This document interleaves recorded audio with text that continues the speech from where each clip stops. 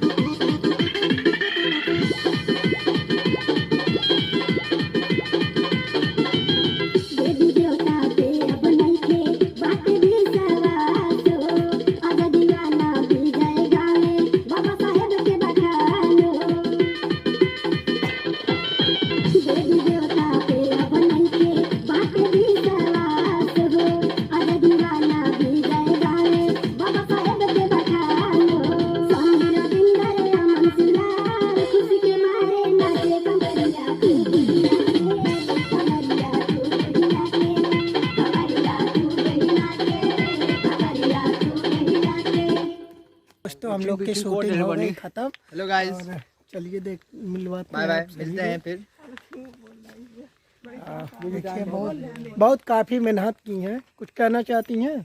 जी, मैं इतने मेहनत से वीडियो बनाई हुई और आप लोग देखिए और बताइए कि डांस कैसा है। तो आप लोग ज़्यादा वीडियो हमारी देखें और कमेंट में ज़रूर बताएं।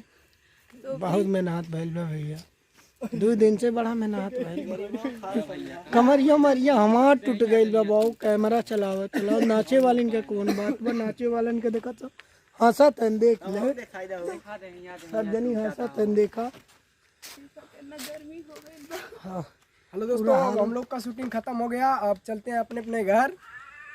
आप लोग को चलना कुछ। हाँ भैया, इतना गाना प्लीज़ आप लोग को अच्छा लगा हो तो प्लीज़ कमेंट करके ज़रूर बताना दोस्तों कि हम लोग का शूटिंग कैसे लगा है। कैसे लगा है? तो ठीक है, बाय बाय, चलते हैं घर। बाय। अब मिलेंगे नेक्स्ट। आज हम ना ही जा, आज ही रात गुजारा चल रहा है।